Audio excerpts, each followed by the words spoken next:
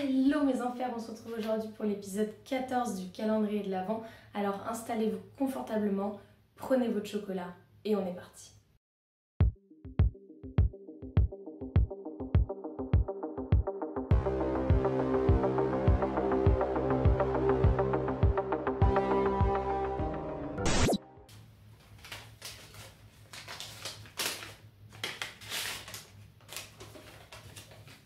Aujourd'hui, je vous parle de Lionel Tate.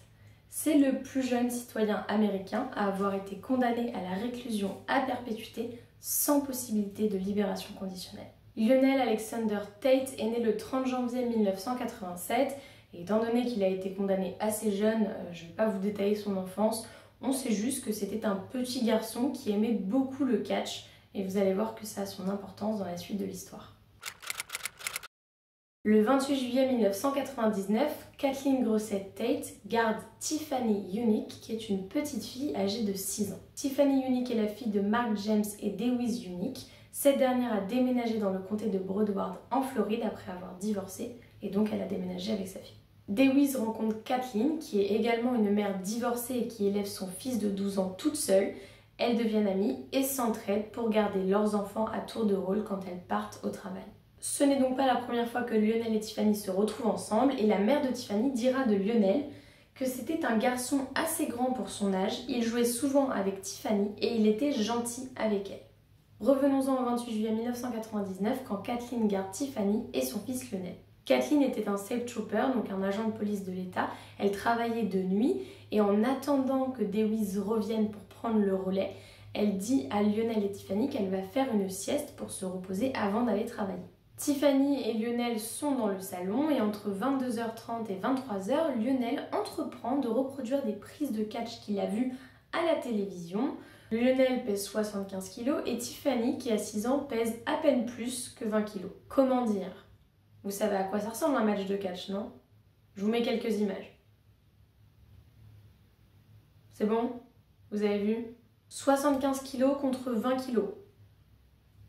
Lionel s'amuse à sauter sur Tiffany, il ne pensait certainement pas aux conséquences que cela pouvait impliquer et en plus de ça, il n'a pas réfléchi que le catch était fait par des professionnels et non par des gens comme ça random qui se sautent dessus. Ce qui devait arriver arriva, après quelques minutes, Lionel se rend compte que Tiffany ne se relève plus et ne respire plus, donc il réveille sa mère qui dormait à l'étage et il est paniqué.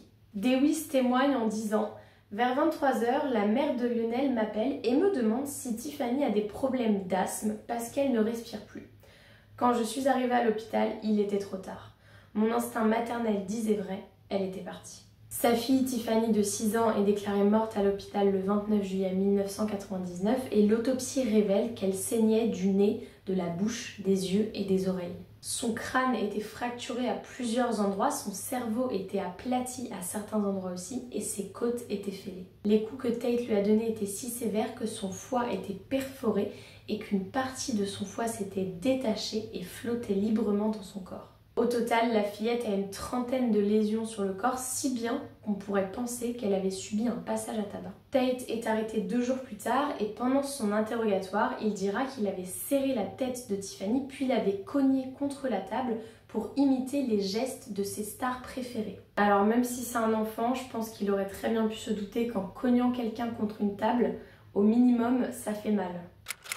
Son procès s'ouvre et pour la défense, ce n'est qu'un tragique accident et un geste immature d'un enfant de 12 ans qui n'avait pas pleinement conscience de ce qu'il faisait puisqu'il pensait simplement imiter les gestes de ses stars professionnelles préférées. D'autant plus qu'à la télévision, les catcheurs se relèvent toujours. L'avocat James Levis a dit « Il pensait que c'était comme le catch à la télé et que la petite fille allait se relever en riant ». La défense était surtout basée sur l'amour que portait Lionel Tate au catch.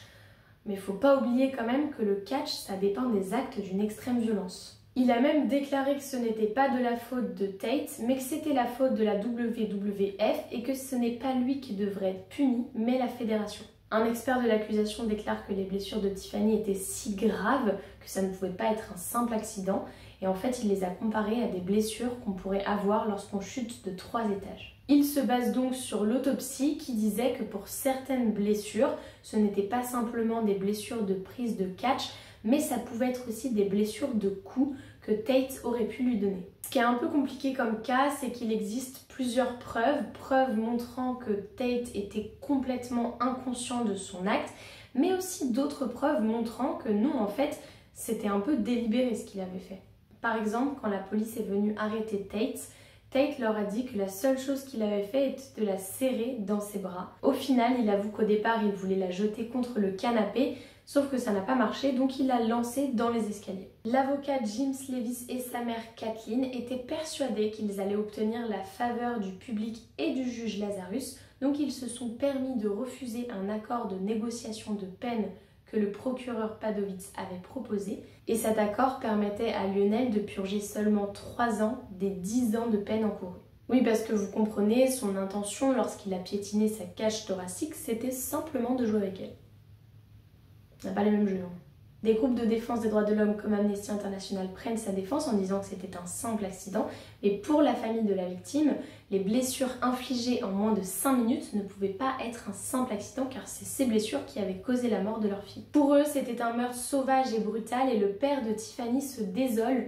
Sa petite est morte et on ne se soucie que de son meurtrier. Je suis d'accord pour une sentence clémente, mais dans une autre vie. Le 25 janvier 2001, Lionel Tate est inculpé pour meurtre au premier degré et est jugé comme un adulte au vu de la gravité des blessures. Le procureur Padovitz a dit « Il n'avait pas à dire « je vais tuer Tiffany Hennick ». Tout ce qui compte, c'est qu'il avait l'intention d'agir, pas qu'il ait voulu le résultat. Les 12 jurés le condamnent à l'âge de 14 ans à la prison à vie sans possibilité de libération conditionnelle. Le juge Lazarus dira « Les actes de Lionel Tate étaient froids, insensibles et d'une cruauté indescriptible. La sentence a donc été de même nature. Les preuves de la culpabilité de Lionel Tate sont claires, évidentes et indiscutables. Ces preuves appuient le verdict du jury.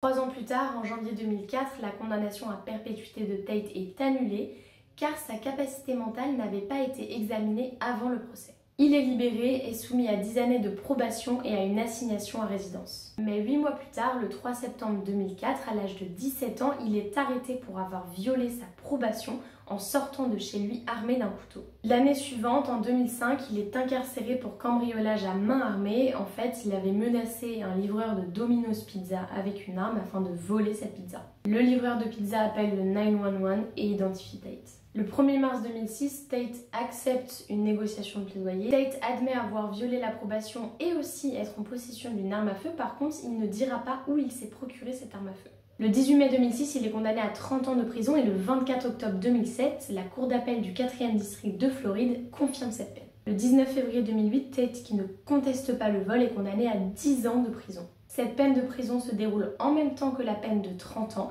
et il est actuellement incarcéré à l'établissement correctionnel de Charlotte. Voilà, j'espère que cette histoire sur Lionel Tate vous aura plu. Je vous attends dans les commentaires comme tous les jours et je vous dis à demain pour une nouvelle vidéo.